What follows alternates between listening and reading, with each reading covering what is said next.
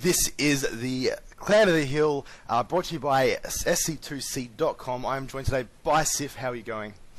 Very well, thank you. How are you? Pretty awesome. We have here a best of 7 between two clans. Here we have GG, who have put forward their champion, nGenRefallen here, who is spawning in the 8 o'clock position, and we have nGen, who is the previous champions who did beat Pro last week, putting forward Refallen.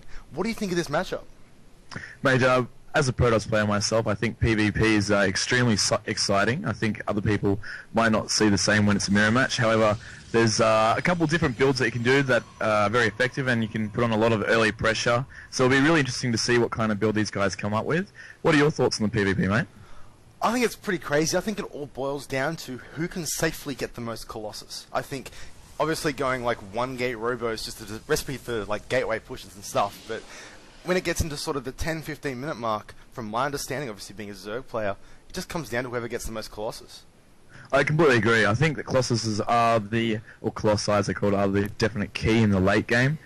So if you can not only have more Colossus, but also position them well when you're attacking, and have good flanking abilities with your other troops, it can definitely turn the tide on a battle. So we'll see if it gets that far, though. We might be able to see some interesting other builds, like maybe some early DTs or something.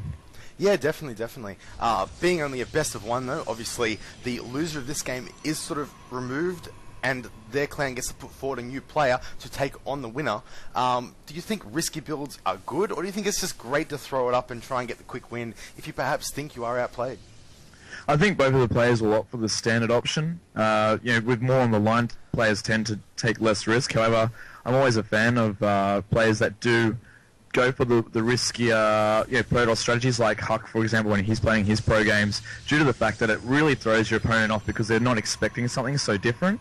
So, yes, I mean, if it doesn't work, you'll probably end up losing the game, but if it does, you'll probably end up winning, and in style.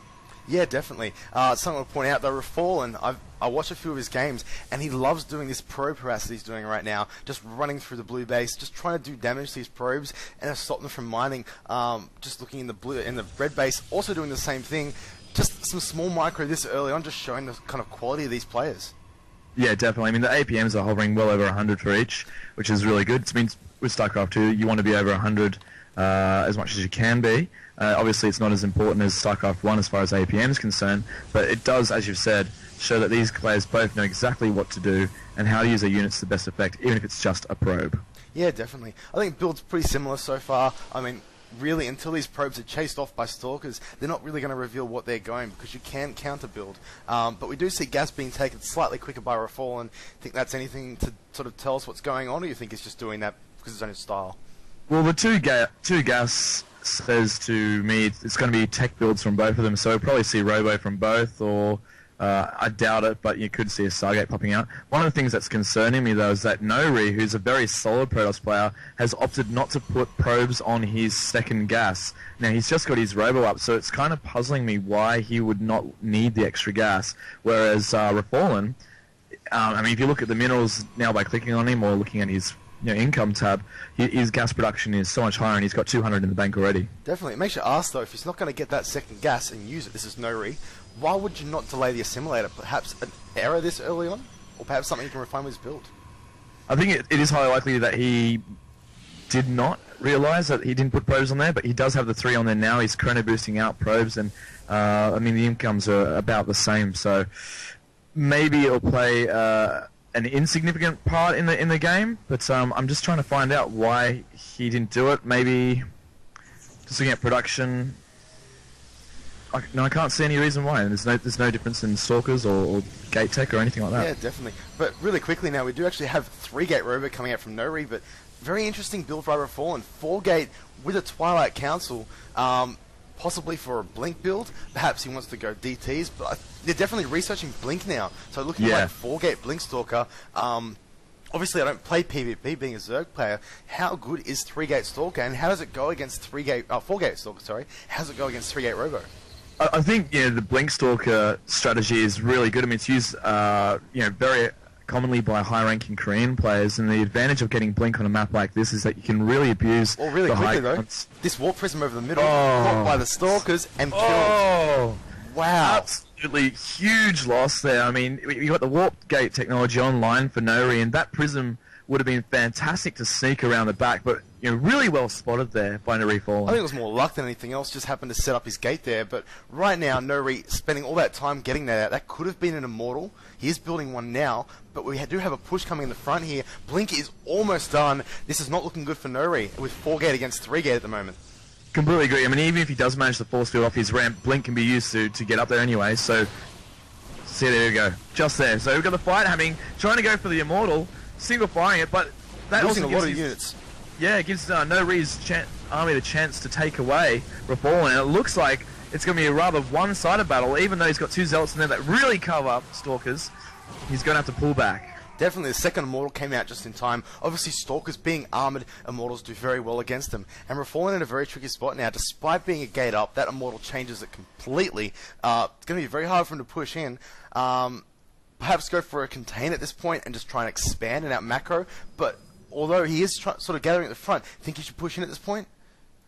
I think he should try and go for a contain. I mean, he's got the map control advantage. I mean, armies, like, there's no way that Refallen can push up into nORE's base. I mean, as you said yourself, that Immortal, it really does change the balance of the game. It does 50 damage against Stalkers. That means 4 shots and one of them is completely gone. So at this stage, I think that, a positioning play would be... Yeah, exactly. So going for the map control, getting that positioning, making sure that you can judge if Good Game nORE is going to go for a push, and if he does, then you can play more defensively. Otherwise, I think what he's doing right now is just moving his units back. He's got his pile there, he's got the tower control, so he knows what's going on.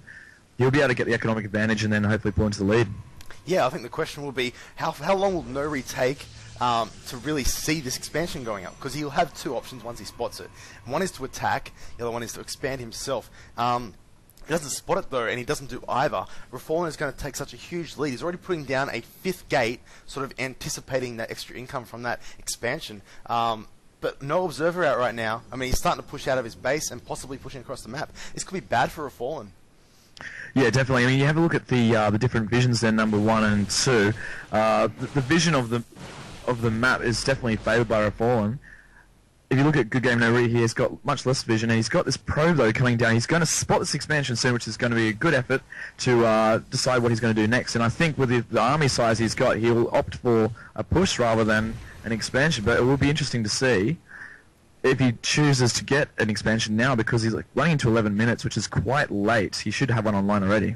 Definitely. We also have the Warp Prism on the right-hand side moving up as well. Probably just using it for a pylon so he can reinforce his army near his opponent's base. Although it is still moving north, I am worried about getting caught out by these Blink Stalkers for one. He can simply blink next to it and kill it, or perhaps he's using it to draw the units into the main so I can... Well, here comes an attack now at the expansion. This is going to be really exciting. Well, I think what he's going to do is warp in Zealots into the main whilst attacking the front line. Really good use of force field there, breaking up the concave that he's meant to be getting, convex kind of attack. But those Immortals really hack up Stalkers. I mean, they're dropping like flies, and Sentries are next to useless as far as damage kind of inflicting troops. Refallen has 4 Zealots he's warped in though. They will change it because they really do hack up Stalkers as long as they're not micro. And at the same time, we do have Zealots in the main base. They're going to work. They're going to town on those probes. What do you think about this? I think if Refallen can hold this, he won't be as far behind as you think. He does have the natural still, but I think there are just way too many units here to really sort of deal with this. 3 Immortals up, obviously one of them still having shields. Look like he's starting to go through them now. He might be able to hold this, and there are still Stalkers in his main though, wailing on tech structures. Another Immortal comes in. I dare say Refallen may be out of this game this early. I mean, the good thing about having 2 Nexus is that if he does manage to fend off this attack, although he's running very low on minerals, he could get back that economic advantage very quickly. More units walking in the back here as well. Behind wow. the natural. This should be game here. I cannot see Refallen coming back from this. Really, his income is completely shot right now. Tries to force field to pin units in his base, but there are still Zealots down here. I mean, barely holding on, but the question is he going to be able to come back from this if he does destroy this attack? It will be exciting to see. I think he's using up all his minerals. He's trying to pump troop as much as he can, but the problem that he's got is that he doesn't have that income. Although it is the same, he's got units in his base, he's having to try and fend them off, and he's losing all his units, whereas Good Game nORE has able to been able to keep his units. But as we see here, and as I mentioned, he has fended off this attack. Oh, he's going to call there's GG. GG. No, he was way behind. Don't blame him there. Refallen showing that whilst he is a good player, his PvP is pretty weak.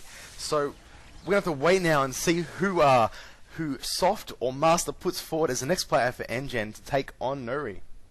A very exciting match. I would have liked to see if he could have tried to win that back, because the incomes at the end there were still the same, because GGnoRE decided not to opt for an expansion. However, it does go to show how powerful a one-base push can be if timed correctly.